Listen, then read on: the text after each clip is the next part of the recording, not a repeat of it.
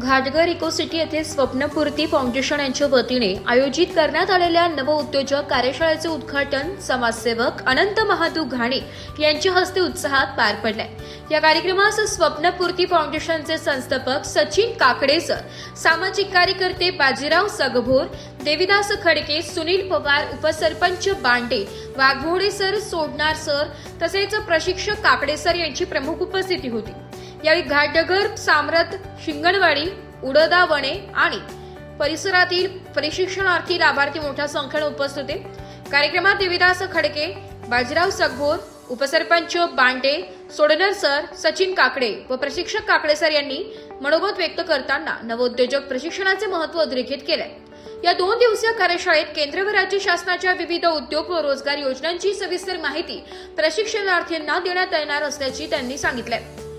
समाजसेवक अनंत महादू घाणे यांनी आपल्या मनोगतात सांगितले की समाजातील तळागाळातील घटकांपर्यंत व्यवसायाची संधी व शासनाच्या योजना पोहोचविणे हाच आमचा उद्देश आहे। या भागात होत असलेली ही 3री कार्यशाळा असून त्याचा लाभ जास्तीत जास्त गरजू लाभार्थ्यांना व्हावा।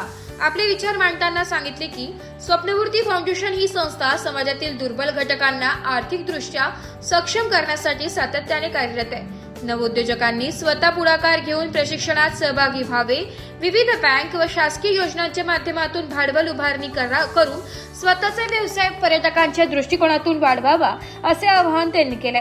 तसेच बचत गटातील महिला, नवतरुणांनी या संधीचा लाभ घ्यावा, आपल्या कुटुंबाच्या आर्थिक प्रगतीसह पुढील पिढीसाठी शिक्षण विज्ञाननिष्ठ दृष्टिकोन ठेवत उज्ज्वल भविष्य घडवावे असा संदेश यावेळी देण्यात आला।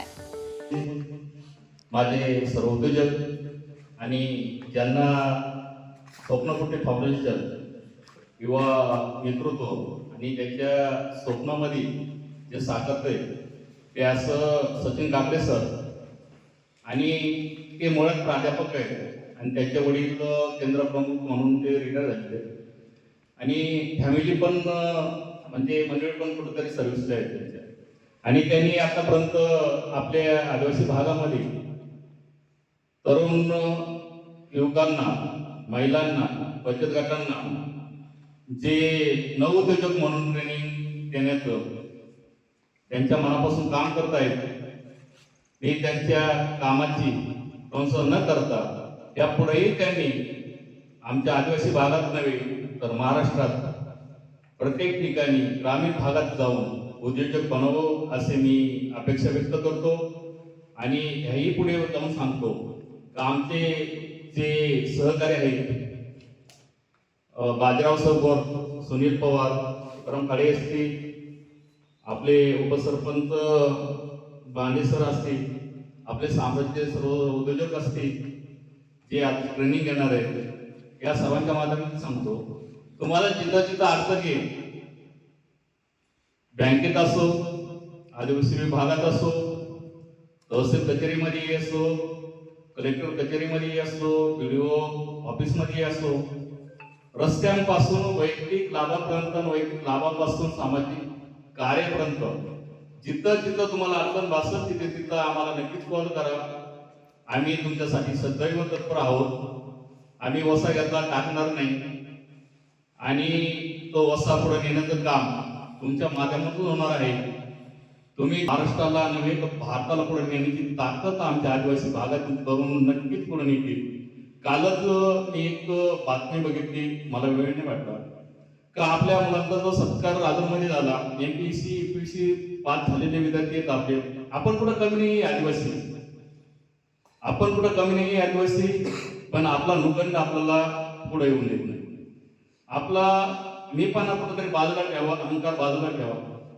नक्कीच तुम्ही MPSC UPSC करून पुढं तुमच्या मुलांना नेण्याचं काम नक्कीच तुम्ही कराल असे मी सर्वांना विनंती करतो। आपल्या पाल्यांना जपा, आपल्या पाल्यांना पुढे नेण्यासाठी शैक्षणिक दृष्टिकोन ठेवून त्यांना कुठंतरी MBBS करा, कुठं इंजिनियर करा, कुठं CA बनवा, कुठं ॲग्रीला पाठवा, ॲग्रिकल्चर मध्ये गेले पाहिजे। प्रत्येक ठिकाणी विज्ञानाच्या दृष्टिकोनातून आपण पुढे पोहोचलं पाहिजे। निसर्ग आपल्याला भरभरून देतोय पण आपण घेत नाही, ही सर्वात वाईट परिस्थिती आपल्याकडे। निसर्ग खूप आपल्याला देतोय, विज्ञानातून पण निसर्ग शिकवतोय, पशुपक्ष्यातून आपण टुरिझम जास्त करू शकतो. असं नाही की आपण काहीच करू शकत नाही. आपल्याकडे पाणी तेवढं मुबलक आहे. टुरिझम वाढवण्यासाठी आपण पशुपक्ष्यांची इकडं जर वसाहत तयार केली तर आपण वन्यजीव अभयारण्याला नक्की विनंती करणार आहे.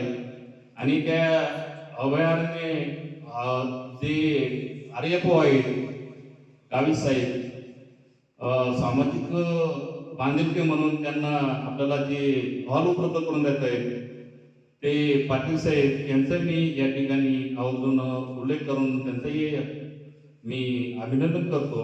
यापुढेही आपल्याला त्यांचं सहकार्य मिळालं पाहिजे या दृष्टिकोनातून आपण त्यांच्याकडे नेहमी सतत आग्रह मागणी करणार आहोत. तर हा दृष्टिकोन पुढे नेत असताना तुम्हाला जिथे जिथे अडचणी येतील तुमच्या मला वाटते जवळजवळ 70 ते 75% जणांना माहीत असत का आपण माझ्या कामाची प्रशासन दखल घेऊन बरेच ठिकाणी आपण कामं केलेली आहेत. तुमचे साम्राज्य गडी असत, रतनवाडची गडी असत, तुमचे खड्ड्यावरील काम असत, मला वाटतं रिंग रोडचे सर्वात जास्त कामांचं मी आढावा घेऊन काम चांगल्या पद्धतीने मार्गी लावलेलं आहे.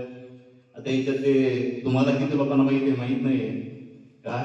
तर प्रत्येक ठिकाणी घरकुलाचे प्रश्न असतील, तुमचे पिओकडचे शेवटीचे घर असतील, नवउद्योजक म्हणून ज्यांनी गिरणीसाठी, ज्यांनी किराणासाठी जे काही प्रकरणं केले ते काढून घेण्याचं काम मी बरेच ठिकाणी केलेलं आहे.